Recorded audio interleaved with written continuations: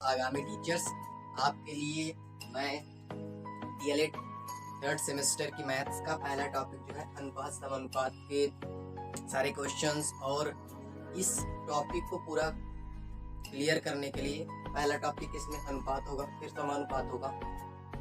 तो इस टॉपिक को हम शुरू करने वाले हैं। तो सबसे पहले हम जानेंगे कि अनुपात क्या होता है। देखो, अगर कहीं पर भी ऐसे लिखा है A/B, तो इसका मतलब है क्या? तो ये अनुपात A/B होता है। लेकिन अनुपात है तो अनुपात की अगर परिभाषा देनी तो क्या है कि ये जो पहली राशि है, प्रथम राशि A, इसमें जो ये राशि है B, वो कितने टाइम्स है। जैसे मान लो यहाँ पे लिखा है 6/2, तो यहाँ पे जो 2 है, यहाँ पे कितने टाइम्स इसमें शामिल है, उसको हम बोलते हैं कि ये इसका अनुपात होगा। तो 6:2, तो ये 3:1 हो गया। तो इसमें ये जो 2 है वो कितने टाइम्स शामिल है? 3 टाइम्स शामिल है। तो जो हमें अनुपात की जब परिभाषा देनी होती है तो पहली राशि में दूसरी राशि कितने बार शामिल है, इसको हम बोलते हैं समानुपात। अगर दो राशियां A और B हैं तो उनका अनुपात होगा A/B है तो वही इनका अनुपात होता है A/B।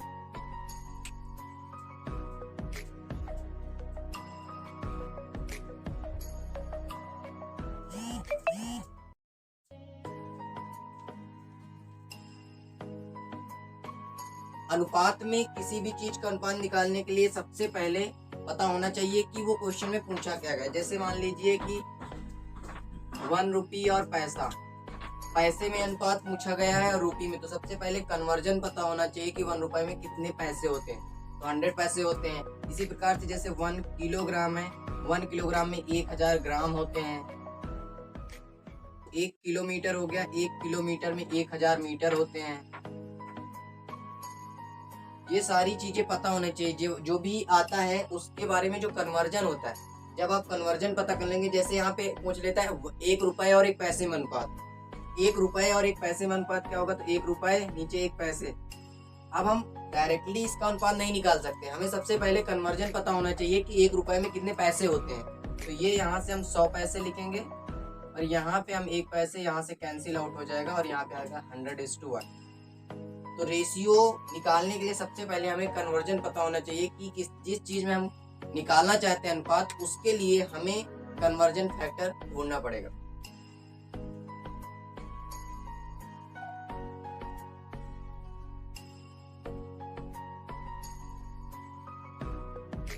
अगर कोई रेशियो में कोई भी अनुपात दिया हुआ है, कोई संख्या है, उसको अनुपात में बांटना है, यानी जैसे मान लो मैंने लिया 62 को 5:1 में बांट, तो अगर ऐसा रेशियो, तो अगर ये क्वेश्चन बहुविकल्पी में आता है तो आप डायरेक्टली निकाल सकते हो।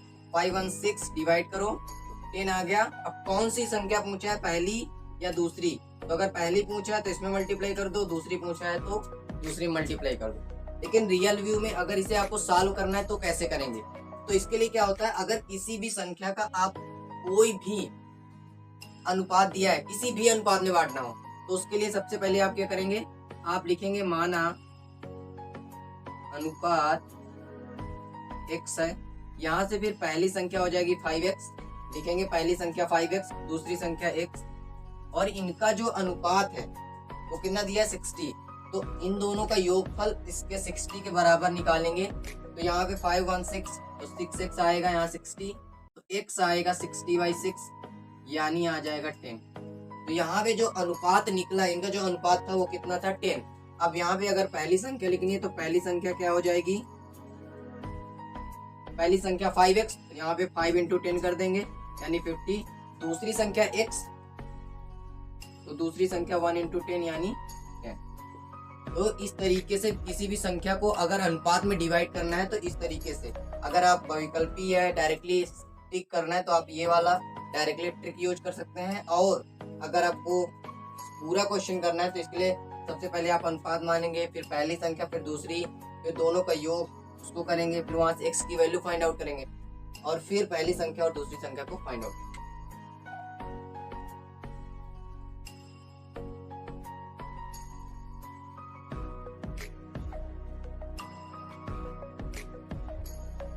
कभी कभी आपसे मिश्रित अनुपात पूछेगा, तो मान लो पहली एक अनुपात दिया A B C D P Q Y Z, ऐसे बहुत सारे अनुपात दिए हुए हैं, यानी ये ए अनुपात बी, सी अनुपात डी, बी अनुपात ए क्यू, वाई अनुपात ए जेड, ऐसे बहुत सारे अनुपात दिए हैं। तो अगर इनका हमें क्या करना है, हमें निकालना है इनका मिश्रित अनुपात।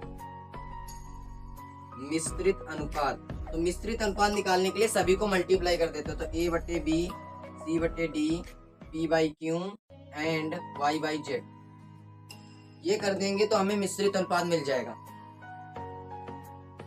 इसके बाद अगर अबे हम इसमें देखें तो जो सबसे ज्यादा आता है वो आता है कि कौन सी संख्या भिन्न बड़ा है, कौन सा छोटा है। तो अगर ए बटे बी लिखा है, मान लेते हैं कोई क्वेश्चन 2/3 है, 5/6 है, अगर इसमें पूछेगा कौन सी संख्या बड़ी है, तो आप डायरेक्टली इन दोनों का मल्टीप्लाई कर लो, 6 2 जा 5 12 एंड 5 3 जा 15। अब देखना है कौन सा बड़ा है।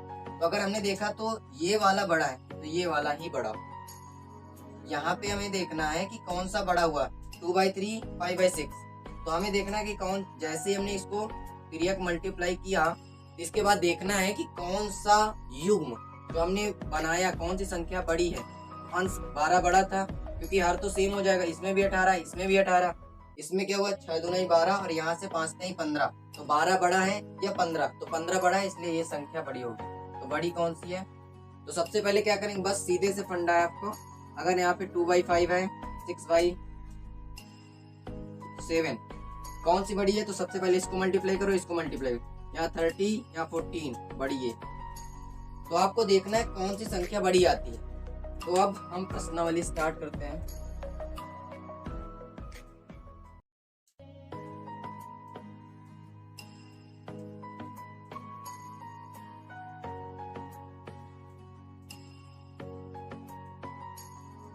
प्रश्नावली 1.8,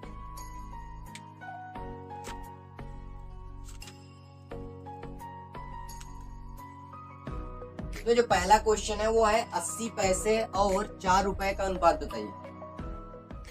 80 पैसे और 4 रुपए का अनुपात।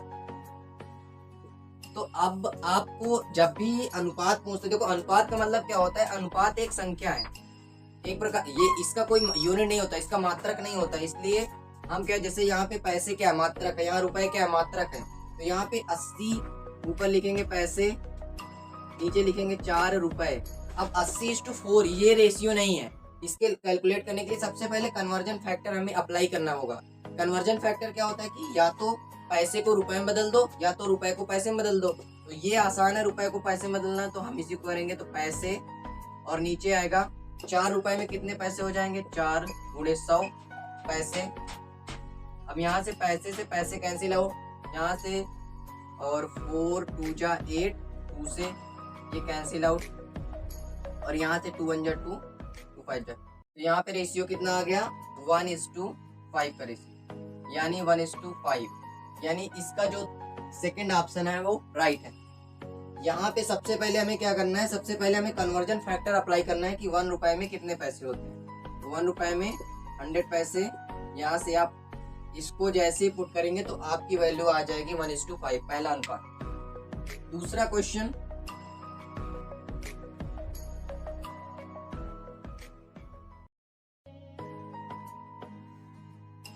पाँच 500 मीटर और 5 किलोमीटर का अनुपात क्या होगा। 500 मीटर और 5 किलोमीटर, अगर 500 मीटर और 5 किलोमीटर का अनुपात चाहिए तो सबसे पहले हमें पता होना चाहिए कि 1 किलोमीटर में कितने मीटर्स होते हैं। तो यहाँ लिखेंगे 500 मीटर, नीचे आएगा 5 किलोमीटर। अब किलोमीटर में कितने, तो यहाँ लिखेंगे 1 किलोमीटर = 1000 मीटर, यानी 1000 मीटर होते हैं। तो यहाँ 500 मीटर बटे 5 गुणे 1000 मीटर, मीटर से मीटर 0000, यहाँ से 5 से 5, तो 1:10 इसका आंसर है। इसका रेशियो आ जाएगा 1:10, यानी 500 मीटर और 5 किलोमीटर में जो अनुपात होगा वो 1:10 होगा। ऐसे आप कैलकुलेट कर सकते हैं। सबसे पहले आपको बस कन्वर्जन फैक्टर आता है, आपको कोई टेंशन नहीं, सबसे इजी क्वेश्चन हो जाएगा।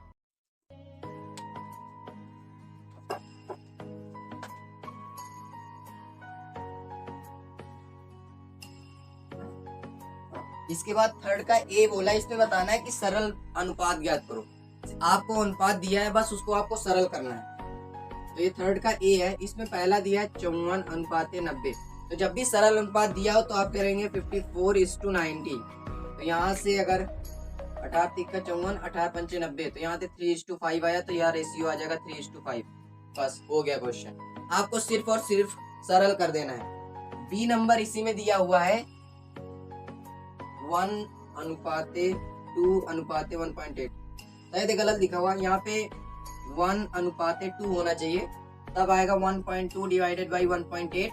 अब पॉइंट से पॉइंट को हम कट कर सकते हैं, तो यहाँ से आ जाएगा 12:18। अब 12:18 आ गया, तो 6 से 6 2 जा 12 एंड 6 3 जा 18, तो 2:3। तो इसका जो रेशियो आता है वो 2:3 आएगा, यानी इसका जो अनुपात क्या आएगा, 2:3। जब भी 1.2 दिया है, 1.2 और 1.8 में अनुपात दिया है, इसको अगर हमें अनुपात सरल करना है, तो सरल करने का मतलब क्या है, सबसे पहले पॉइंट हटाओ और इसको संख्या में कन्वर्ट करना है। तो 1 पॉइंट हटाया तो 12:18 में आ गया, 12/18 आया। उसको जब हम कैंसिल आउट करते हैं 6 से, तो यहाँ पे जो अनुपात आता है सरल अनुपात, वो 2:3 आता है।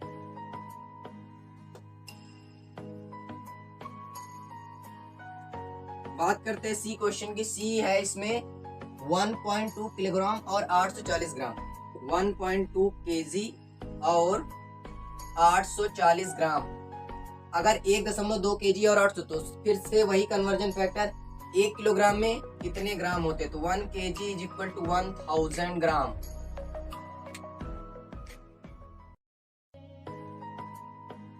तो यहाँ पे क्या आएगा, 1.2 kg डिवाइडेड बाई 840 ग्राम्स, तो 1.2 kg, तो यहाँ पे 1000 रखो, तो 1.2 इंटू kg की जगह 1000, नीचे 840 ग्राम। इस ग्राम से इस ग्राम को कैंसिल आउट कर दो, यहाँ से 0 से 0 कैंसिल हो जाएगा। इसका मल्टीप्लाई करोगे तो इसका मल्टीप्लाई कितना हो जाएगा, पॉइंट हटेगा तो 1 0 जाएगा, तो 120/84। तो यहाँ से हो जाएगा 12 दाम 120 12×84, तो इसका रेशियो आ जाएगा 10:7। सबसे पहले हमें क्या करना है, हमें बस वही कन्वर्जन फैक्टर को पुट करना है। पुट करने के बाद जब आप कैलकुलेशन कर लेंगे तो आपका जो आंसर आएगा 10:7, 10:7।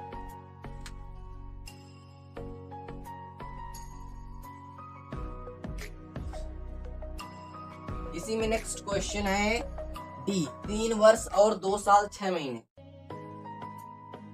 3 वर्ष और 2 माह 6 महीने में अनुपात, 2 साल 6 महीने या 6 माह में अनुपात निकालना है। तो आपको पता होना चाहिए कि एक, इसको सबसे पहले यहाँ पे वर्ष है, तो इसको भी हम पूरे वर्ष में कन्वर्ट करेंगे। वर्ष में इसको भी कन्वर्ट करो, इसको भी वर्ष में कन्वर्ट करो, या फिर दोनों को महीने में कन्वर्ट कर लो। तो यहाँ पे 3 वर्ष, नीचे 2 वर्ष, 2 वर्ष, ठीक है। एक तरफ यहाँ पे साल लिखा है और यहाँ पे वर्ष लिखा है, तो कंफ्यूज नहीं होना, ये भी वर्ष होता है, ये भी वर्ष होता है। तो यहाँ पे 2 वर्ष और 6 माह, तो एक वर्ष में कितने माह होते हैं, 3 इंटू एक वर्ष में माह होते हैं 12। यहाँ पे 2 वर्ष में माह होते हैं 12, एक वर्ष में माह 12, तो 2 इंटू 12 हो गया। और 6 माह अलग है, तो इसको प्लस करेंगे। देखो यहाँ पे 3 वर्ष था, तो 3 × 12 वर्ष, यहाँ से अब कन्वर्ट करेंगे तो महीने हो गए, माह। और यहाँ पे 2 वर्ष लिखा है, तो वर्ष की जगह 12 माह लिख दिया, और प्लस में 6 माह थे, तो ये भी क्या हो गए, माह।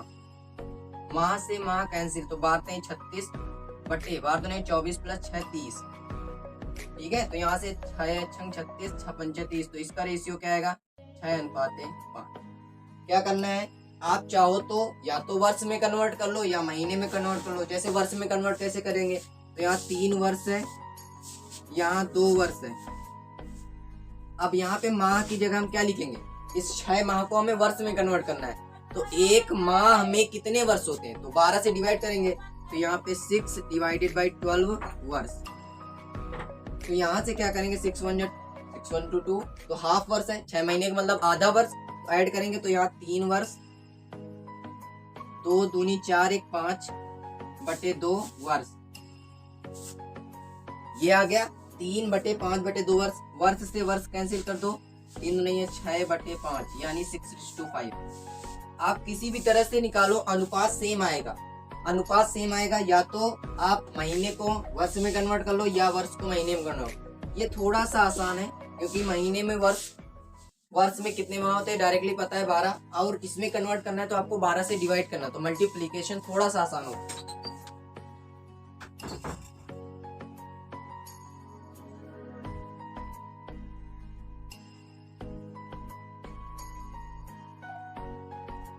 ई नंबर है 55 किलोमीटर पर घंटा और 40 किलोमीटर पर घंटा।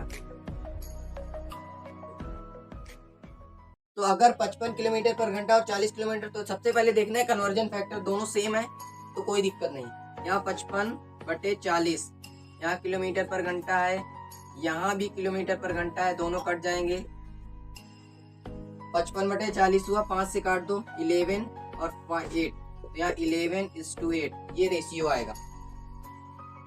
5 1 5 5 1 5, ये 5 8 40, तो यहाँ से 11:8। इसी का एफ नंबर है 3.60 रुपए और 90 पैसे। 3.60 रुपए और 90 पैसे में अनुपात निकालना है। तो फिर से कन्वर्जन फैक्टर अप्लाई करें तो 3.60 इंटू, यहाँ सीधे लिखेंगे पहले रुपए, यहाँ पे आएगा 90 पैसे। तो यहाँ पे 3.60 रुपए की जगह क्या लिखेंगे, 100 पैसे, 100 पैसे, और नीचे क्या है 90 पैसे। यहाँ से पैसे पैसे कैंसिल आउट हो गया, 0 0 कैंसिल आउट हो गया। अब मल्टीप्लाई करेंगे तो कितना आएगा, 36 डिवाइडेड बाई 9, 9 4 जा 36, 4:1। इसका जो अनुपात आएगा 4:1 आएगा।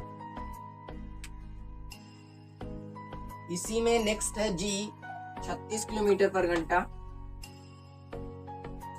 सेम ई नंबर की तरह 36 किलोमीटर और 60, इसको आप कैलकुलेट कर सकते हैं। 36 किलोमीटर पर घंटा और 60 किलोमीटर पर घंटा सेम एफ वाले क्वेश्चन, ई वाले क्वेश्चन की तरह है, इसलिए मैं इसको नहीं करा रहा हूँ। इसके बाद आते हैं 4 नंबर पे। 2 व्यक्तियों की आय पर क्रमशः 56,000 रुपए तथा 96 रुपए आयकर वसूल किया जाता है। उनके आयकरों में अनुपात ज्ञात कीजिए। तो देखो पहले वाले क्रिया में जो आयकर वसूल किया जाता है वो 56,000 रुपए है, दूसरे वाले में 96 रुपए। तो अगर हमें इनमें अनुपात कैलकुलेट करना है तो बस डिवाइड कर दो, 0 0 कैंसिल हो गया।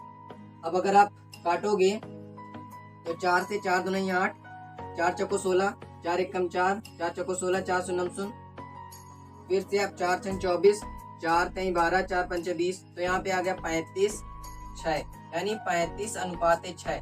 तो इसका रेशियो, आयकर में जो रेशियो आया वो कितना आया, 35:6।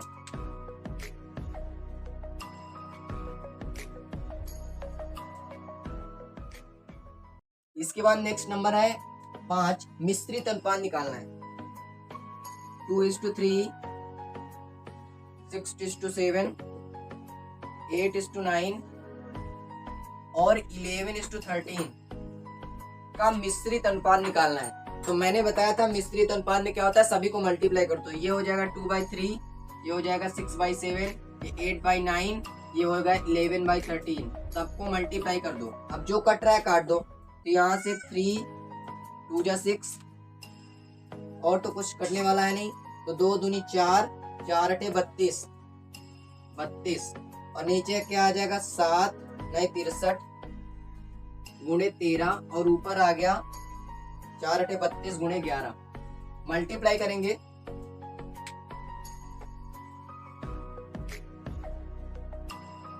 तो 1 दूनी 22 की 2 गेट 33, 33 2 35, 352। नीचे कितना आएगा 13 39 की 9, 13 6 78, 78 3 81। तो 352 अनुपाते 819 इसका रेशियो आ जाएगा। 13 39 और 13 6 78 3 81, ठीक है। तो 352 अनुपाते 819 इसका रेशियो क्या आएगा, 352 अनुपाते 819। ये इसका मिश्रित अनुपात है। सिर्फ और सिर्फ मल्टीप्लाई कर देना, और जो आपसे कट रहा हो, जो कट रहा है वो आप काट सकते हैं।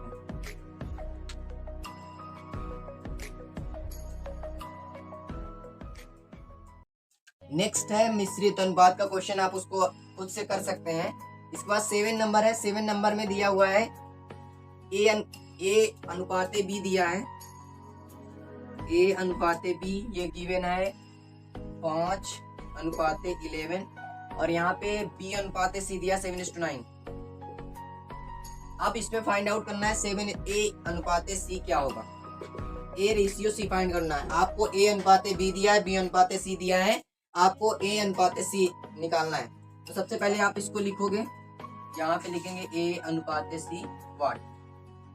तो ए अनुपाते बी का मतलब ए बटे बी 5/11 आपको गिवन है।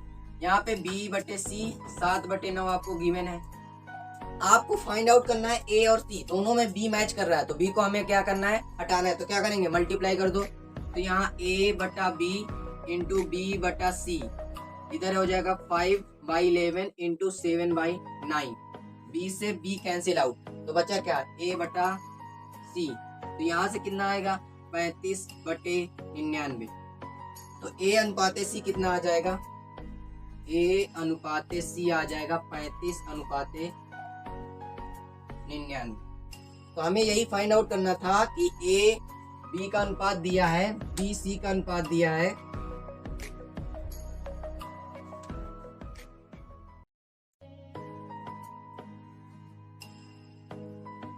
और आपको ए अनुपाते सी फाइंड करना है। अगला क्वेश्चन दिया है ए अनुपाते बी, बी अनुपाते सी।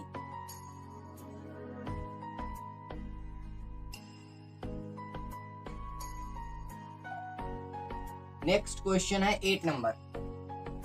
यहाँ पे ए अनुपाते बी दिया है 3:4, और बी अनुपाते दिया है, बी अनुपाते सी दिया है 2:3। और यहाँ पे आपको फाइंड करना है ए अनुपाते बी अनुपाते सी, यानी तीनों फाइंड आउट करना है। ए अनुपाते बी अनुपाते सी क्या होगा। तो सबसे पहले क्या करेंगे, हम यहाँ से ए अनुपाते सी निकालेंगे। तो यहाँ से ए बटा बी 3/4 है, यहाँ से बी बटा सी 2/3 है। अब चूंकि हमें क्या करना है, ए बटा सी निकालने, तो यहाँ से ए बटा बी इंटू इन दोनों को मल्टीप्लाई करोगे तो 3/4 इंटू 2/3, 3 से 3 कैंसिल, 2 1 जा 2, 2 2 जा 4, 1/2। तो यहाँ से b से b कैंसिल, a बाई सी कितना हो जाएगा 1/2। अब जैसे हमें a बाई सी पता चल गया, अब ये नहीं कि आप यहाँ से a बाई सी की वैल्यू है, a की वैल्यू इसमें पुट करो, फिर इसमें पुट करो, b की वैल्यू निकालो, a की वैल्यू निकालो, फिर c की वैल्यू निकालो, और a अनुपाते b अनुपाते c करो। ऐसे करने से अच्छा है आप क्या करोगे, यहाँ निकालना क्या है, a अनुपाते b अनुपाते c। तो आपको क्या करना है, किसी एक संख्या से, कोई भी, जैसे क्या होता है कि आप a से डिवाइड कर दो, b से डिवाइड कर दो, या c से डिवाइड कर दो किसी को। तो हमें क्या करना है, हमें उससे डिवाइड करना है जिससे हमें आसानी से वैल्यू मिल जाए। तो उसको हम ढूंढेंगे कैसे कि कौन सा आसानी से मिल जाएगा। तो जो भी संख्या 2 के नीचे हो, तो देखो c b के नीचे भी है, a के नीचे भी है, इसी से डिवाइड करेंगे। जो संख्या 2 के नीचे हो उसी से डिवाइड करना है। तो यहाँ c से डिवाइड कर दो, तो यहाँ से c से c कैंसिल आउट हो गया, तो इधर तो आया 1। b अनुपाते c कितना दिया हमें, b अनुपाते c दिया 2/3, a अनुपाते c दिया है 1/2। अब हमें अगर ये रेशियो पता है 1/2, 2/3, और लेकिन ये तो हमें क्या करना है, पूर्णांकों में बनाना है, ये परिमेय संख्याओं में। तो हमें क्या करना है, कैसे बनाएंगे उसको बनाने के लिए क्या करेंगे, इन दोनों का एलसीएम लेंगे। 3 और 2 का एलसीएम कितना है, अच्छा है, पूरे से मल्टीप्लाई कर दो। तो यहाँ पे 1:2, 2:3 और 1। अब क्या, 3 और 2 का एलसीएम कितना आएगा, 6। तो यहाँ 6 से मल्टीप्लाई कर दो, पूरे में हमने 6 से मल्टीप्लाई किया। तो 3 दूनिया 6, 2 तिहाई 6, इधर बचा 3, इधर बचा 4, इधर बचा 6। आपका आंसर ये। अगर आप ए और बी और सी निकालेंगे तो थोड़ा सा टाइम लगेगा, इससे अच्छा है आप डायरेक्टली कैलकुलेट करें। डायरेक्टली का मतलब ये है कि आप फंडा वही है, लेकिन आपको देखना है कौन सी संख्या 2 के नीचे है। ए और बी के नीचे सी था, हमने सी से डिवाइड कर दिया, तो सी से डिवाइड करने पर हमें a बटा सी भी मिल गया, b बटा सी भी मिल गया, और c बटा सी तो 1 हो गया। अब बस जो नीचे एलसीएम आता है उनका एलसीएम से मल्टीप्लाई कर दो, जो का ट्राई काट दो, वही अनुपात आ जाएगा। तो ये क्वेश्चन नंबर 8 था। अच्छा क्वेश्चन है ये।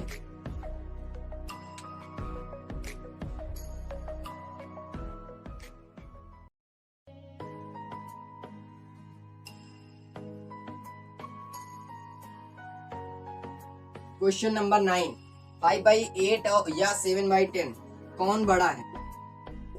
इसमें पूछा है कौन सा अनुपात बड़ा है। तो मैंने बोला ऐसे करो ऐसे करो, 50 आया, यहाँ पे 56 आया, बड़ा ये। तो यानी यहाँ पे 5/8, 7/10, तो बड़ा कौन है? ये। क्यों?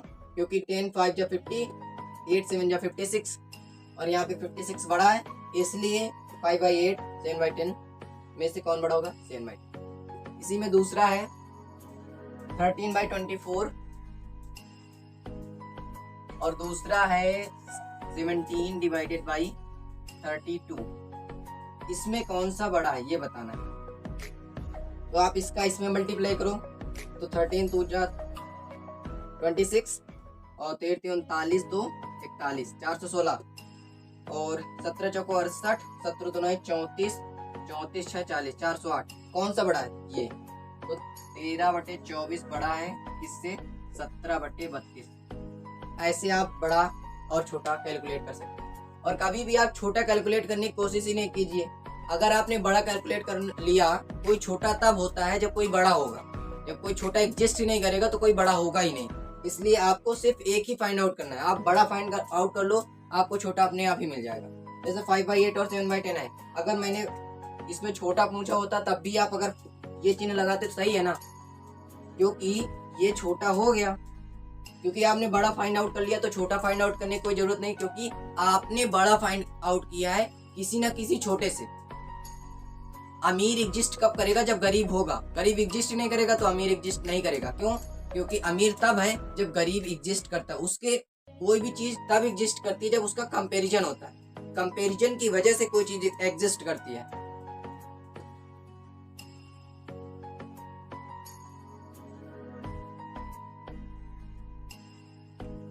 नेक्स्ट क्वेश्चन है 10 नंबर। दो संख्याओं का अनुपात दिया है 4:3। यहाँ पे 4:3, ये दो संख्याओं का अनुपात दिया हुआ है। इसमें बोला है कि यदि एक संख्या 48 है तो दूसरी संख्या क्या होगी। पहली संख्या 48 दी है, दूसरी। तो यहाँ पे सबसे पहले हम लिखेंगे माना अनुपात x है। तो यहाँ पे 4x हो जाएगा पहली संख्या। दूसरी संख्या क्या हो जाएगी? ये हो जाएगी 3x। दूसरी संख्या हो जाएगी 3x। तो अब हमें क्या गिवन है? पहली संख्या। यहाँ पे पहली संख्या आपको दी गई है 48। तो पहली संख्या हमने कैलकुलेट क्या की? 4x। 4x किसके बराबर है? 48 के। तो यहाँ से x की वैल्यू कितनी आएगी? 48 डिवाइडेड बाई 4, 1 2। तो x आ गया 12। और अगर x 12 आ गया तो पुट कर दो, तो दूसरी संख्या क्या हो जाएगी? 3 × 12 यानी 36। अगर आप इसको डायरेक्टली कैलकुलेट करना चाहते हैं, मान लो अगर ये बहुकल्पी में आया तो आप कैसे, मान लो तुरंत आंसर देना है, तो तुरंत आंसर देने के लिए क्या करेंगे? आपको देखना है ये संख्या कौन सी है, पहली संख्या दी है या दूसरी संख्या दी है। यानी अगर पहली संख्या दी है तो पहले वाले से इसको डिवाइड कर दो, तो कितना आएगा? 12। और कौन सी संख्या पूछी है उसमें मल्टीप्लाई कर दो, 36। अगर आप ये दूसरी संख्या होती तो क्या होता? अगर ये दूसरी संख्या होती 16 आता, पहले मल्टीप्लाई कर दो 64 आता। तो आपको क्या करना है, अगर आपसे डायरेक्टली 1 नंबर में क्वेश्चन पूछा गया है, बहुविकल्पी क्वेश्चन में पूछा गया है, तो आपको सीधे इसका रेशियो जो होता है उनमें से पहले अगर संख्या दी है तो पहले से डिवाइड कर दो, दूसरे मल्टीप्लाई कर दो। दूसरी संख्या दी गई तो दूसरे से डिवाइड कर दो, पहले मल्टीप्लाई कर दो।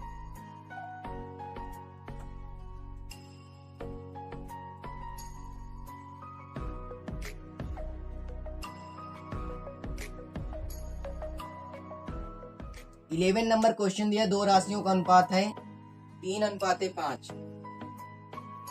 दो राशियों का अनुपात है 3:5 गिवन है। इसमें उत्तर पद दिया 75 निकालना है पूर्व पद क्या होगा। तो ध्यान रखना, उत्तर पद बोलते हैं बाद वाले को, पूर्व पद मतलब पहले वाले को। तो अनुपात मानोगे, माना अनुपात x है, तो यहाँ पे हो जाएगा पहली संख्या 3x,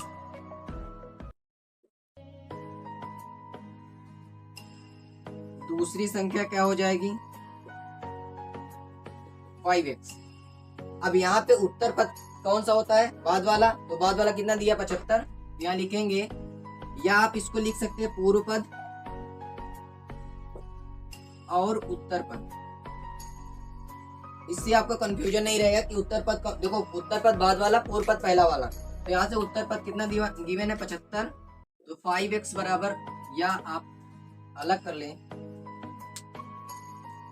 कि उत्तर पद बराबर 75, तो ये इसकी वैल्यू है 5x बराबर 75, तो x बराबर आएगा 75/5 यानी 15। तो x की वैल्यू आ गई 15। अगर x की वैल्यू 15 तो पूर्व पद क्या हो जाएगा, पूर्व पद होता है 3x, तो 3 × 15 यानी आएगा 55। तो अगर आपको उत्तर पद यही ध्यान रखना है, उत्तर पद कौन सा होता है बाद वाला, और पूर्व पद कौन सा होता है पहला वाला।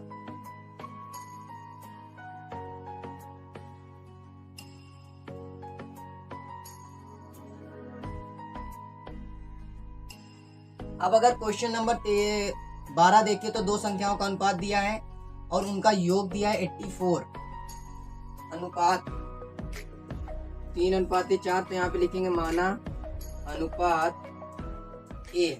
देखो जरूरी नहीं आप x लो, y लो, z लो, आप कुछ भी ले सकते हो। तो हम अनुपात यहाँ पे क्या ले रहे हैं A, तो यहाँ से हो जाएगा 3A पहली संख्या, दूसरी संख्या क्या हो जाएगी 4A। तो अगर पहली 3A आई, दूसरी 4A आई, और यहाँ पे गिवन क्या है कि दोनों संख्याओं का योगफल 84 है। यहाँ लिखेंगे प्रश्नानुसार 3A + 4A बराबर 84। तो यहाँ से 3 और 4 हो जाएगा 7A बराबर 84। तो A बराबर आ जाएगा 84/7 यानी 12। तो A आ गया हमारा 12। पहली संख्या क्या हो जाएगी, पहली संख्या 3 × A की वैल्यू 12, तो यहाँ 12 यानी 36। दूसरी संख्या क्या है 4A, 4 × 12 यानी 48। तो ये पहली संख्या और ये दूसरी संख्या। नेक्स्ट क्वेश्चन है कि दो संख्याओं का अनुपात दिया है, उनका गुणनफल गिवन है।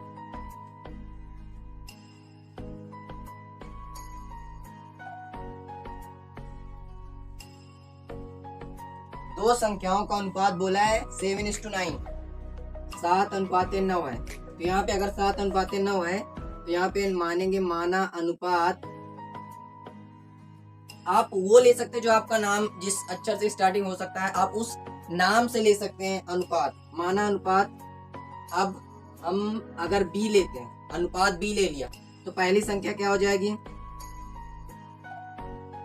7B, और दूसरी संख्या क्या हो जाएगी 9B।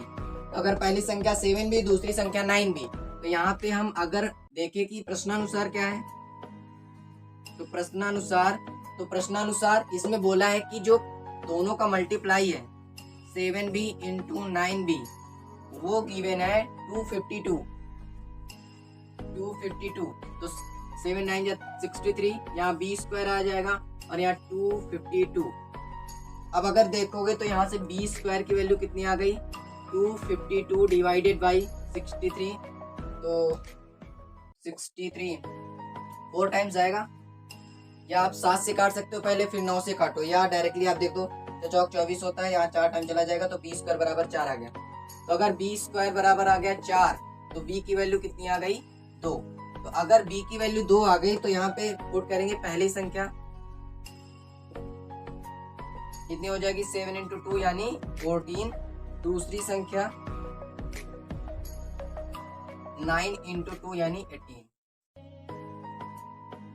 पहली संख्या 14, दूसरी संख्या 18। कैसे कैलकुलेट करना है, पहले अनुपात लो, पहली संख्या दूसरी संख्या, प्रश्न में क्या बोला है उससे आप जो भी अनुपात होगा उसको निकालेंगे और दोनों में मल्टीप्लाई कर देंगे तो आपके पास वैल्यू आ जाएगी। नेक्स्ट क्वेश्चन इसमें बोला है कि दो संख्याओं का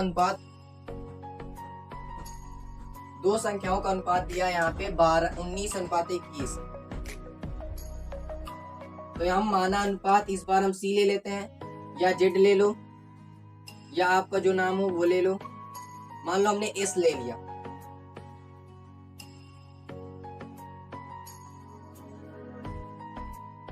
तो यहाँ पे माना अनुपात S है, तो पहली संख्या 7S, दूसरी संख्या 9S।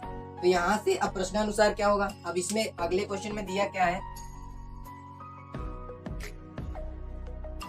अनुपात दिया 19:21 और अनुपात दिया हमने माना S। पहली संख्या हो जाएगी 19S और दूसरी हो जाएगी 21S।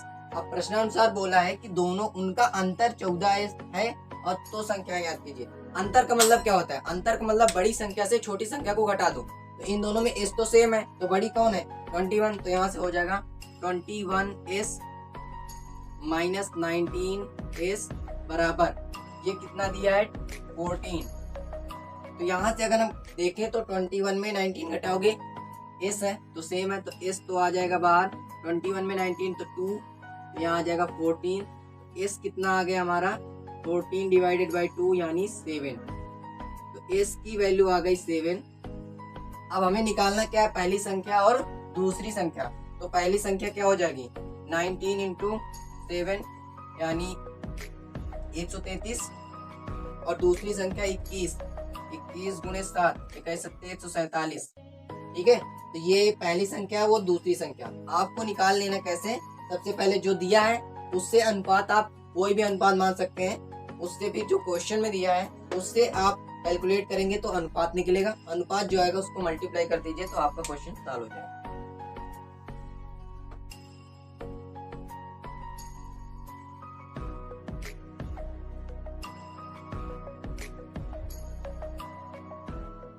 नेक्स्ट क्वेश्चन है, एक मिश्र धातु तांबा तथा जिंक से मिलकर बनी है जिसमें तांबा तथा जिंक का अनुपात, यहाँ पे दिया 9:7। तांबा, ये तांबा और जिंक, तांबे और जिंक का अनुपात है 9:7। तो हम माना अनुपात क्या है इन है। आप जो चाहे वो अनुपात ले सकते हैं। आप क्या एक्स और वाई में जोड़ते रहते हो,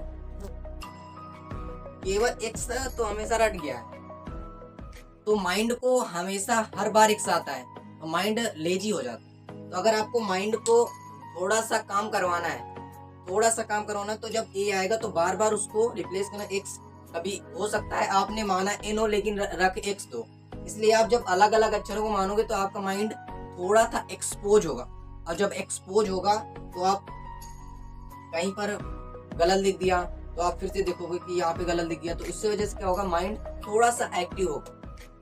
माइंड के न्यूरॉन्स को यूज करना जरूरी है। जितना आप माइंड का यूज करोगे उतना आप फोकस करोगे। देखो सरल क्वेश्चन करना ठीक है, सही बात है, सरल क्वेश्चन से स्टार्टिंग करनी चाहिए, लेकिन आपको जितना ज्यादा कठिन क्वेश्चन मिलेगा उतना ज्यादा आपके माइंड को फायदा है। क्योंकि आप आगामी टीचर होने वाले हो, और अगर आगामी टीचर होने वाले हो तो आपके अंदर वो क्वालिटी होनी चाहिए कि आप दूसरे को समझा सको। यानी आपको ऐसे लिखना है, आपको ऐसे लिख देना है कि आपका जो सामने वाला है वो लिखने से ही समझ जाना चाहिए। तो अगर हमने इसमें अनुपात n लिया तो यहाँ पे तांबा कितना हो गया, तांबा हो गया 9n, और यहाँ पे जिंक कितना हो गया, जिंक हो गया 7n। अब यहाँ पे कैलकुलेट करना है कि मिश्र धातु में जिंक का द्रव्यमान, तांबे का द्रव्यमान दिया है 40.5 ग्राम। तांबे का द्रव्यमान ये 40.5 किलोग्राम दिया है। तुम्हें बताना किसका है, जिंक का द्रव्यमान निकालना है। तो हम क्या करेंगे, तो जिंक तांबे का द्रव्यमान 9n है, यहाँ से 14.5 kg, तो n कितना आ जाएगा 40.5 डिवाइडेड बाई 9 kg। अगर इसको आप डिवाइड करोगे तो 9 चौक 36 और 9 45 यानी 4.5 kg। इसका जो रेशियो आया, जो अनुपात आया कितना है 4.5। अगर 4.5 आया तो उसको मल्टीप्लाई कर दो यहाँ पे, तो जिंक कितना हो जाएगा, जिंक का द्रव्यमान, मास ऑफ जिंक, अच्छा इससे क्वेश्चन है, बता रहा है, 1 मिनट बता रहा हूँ। 4.5, तो यहाँ से 7 बना 35 और 7 चौक 28, 3 31, तो जिंक का जो द्रव्यमान आएगा वो 31.5 आएगा।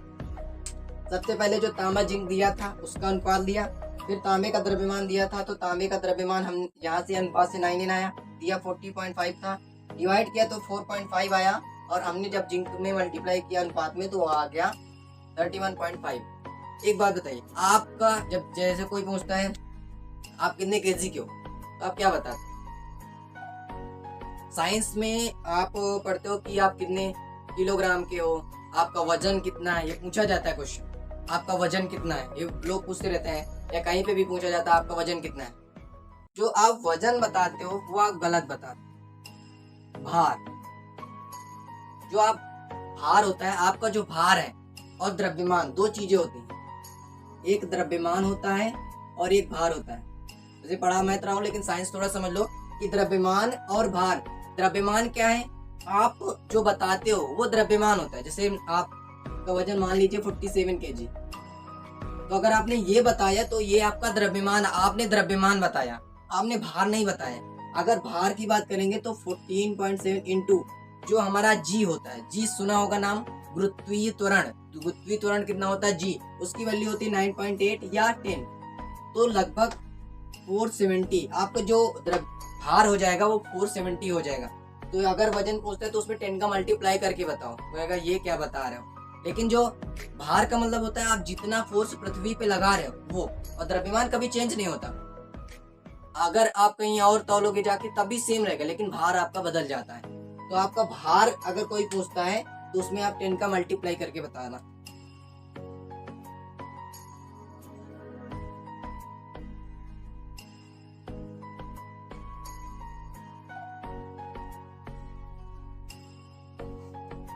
नेक्स्ट क्वेश्चन है, कोई धन दीपक और राहुल में 3:8 में विभाजित करना है, जबकि राहुल का हिस्सा 176 है। देखो 3:8 में किसी धन को विभाजित करना है, किसको किसको, राहुल और दीपक को, राहुल और दीपक को, और यहाँ पे नहीं, दीपक और राहुल, दीपक और राहुल।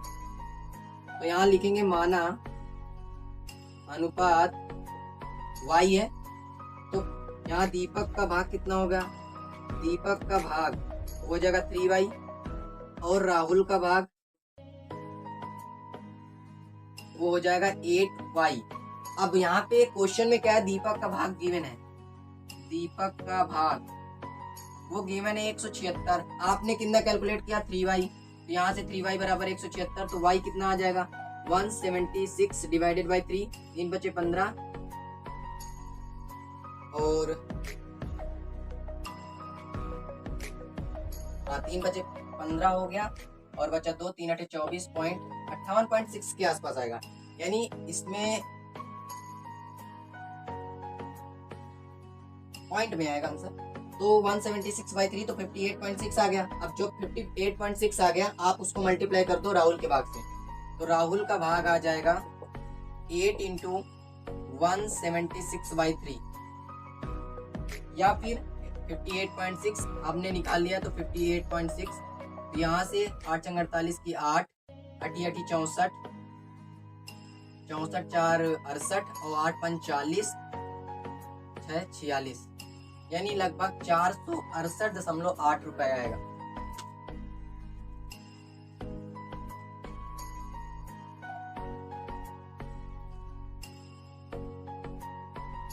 ठीक है, यहाँ पे दीपक का हिस्सा नहीं दिया है, यहाँ पे राहुल का हिस्सा दिया है, ये राहुल का हिस्सा गिवन है। अगर दीपक का हिस्सा गिवन होता तो राहुल का हिस्सा इतना आता, लेकिन दीपक का हिस्सा नहीं दिया है, यहाँ पे राहुल का हिस्सा दिया है, तो इसको हम लिखेंगे 8y बराबर 176, तो y आ जाएगा 176 डिवाइडेड बाई 8, 8 2 16, तो y आ गया 22। तो अगर अब दीपक का हिस्सा क्या होगा, दीपक का हिस्सा, तो दीपक का हिस्सा कितना हो जाएगा, 3 × 22,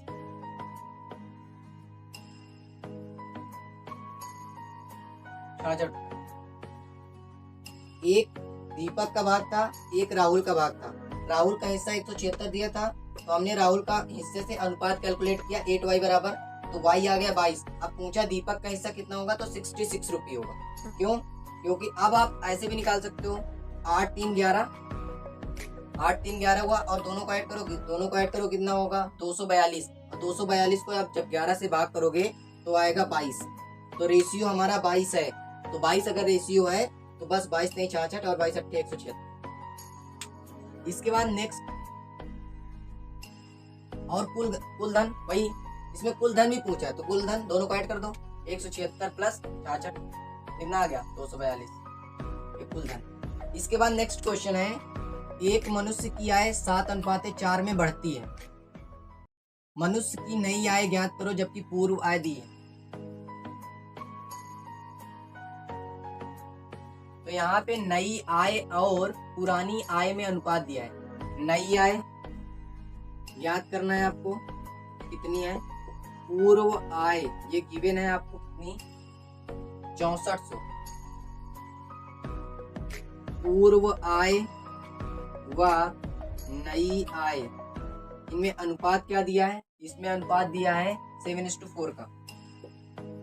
तो यहाँ पे लिखेंगे माना अनुपात x है, तो यहाँ से पूर्व आय कितनी हो जाएगी, 7x, नई आय कितनी हो जाएगी, 4x।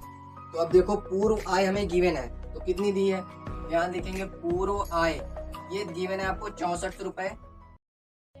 तो अगर पूर्व आय गिवन है 6400 रुपए, यहाँ पे कितनी आई है, 7x, तो 7x बराबर 6400 रुपए, x बराबर, एक मिनट,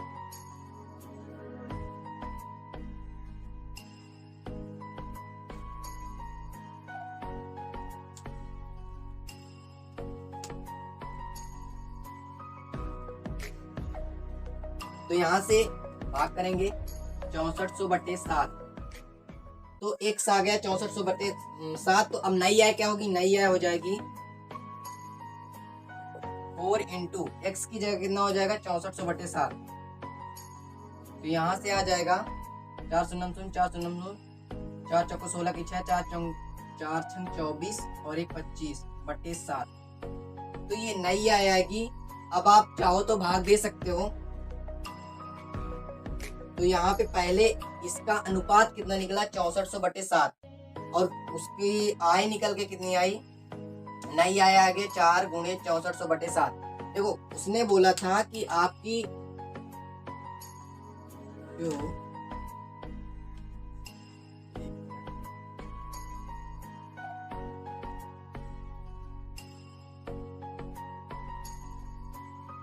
मनुष्य की नई आय ज्ञात कीजिए, आय में अनुपात दिया है,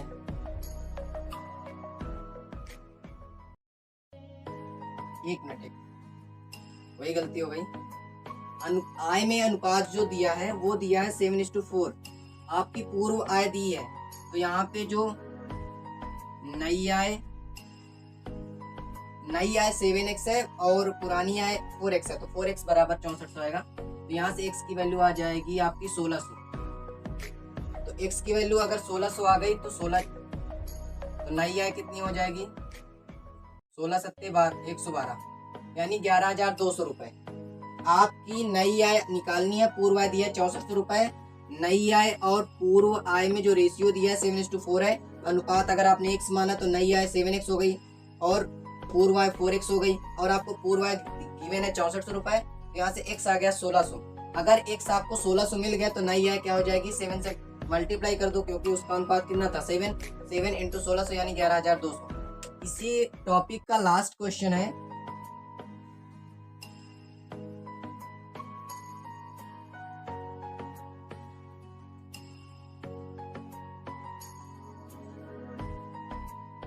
एक मशीन की लागत कीमत में दी है 75 रुपए, धातु मजदूरी और अन्य कर, धातु मजदूरी और अन्य कर, इनका अनुपात है 3:4:1 में, और यहाँ पे धातु की कीमत 75 रुपए है। यहाँ पे धातु, तो सबसे पहले लिखेंगे माना अनुपात x है, अगर अनुपात x है तो धातु कितनी हो जाएगी 3x, मजदूरी क्या हो जाएगी 4x, अन्य कर क्या हो जाएंगे x। अब यहाँ पे धातु दी है, धातु का मूल्य दिया है, जो खर्च आता है वो है 75 रुपए।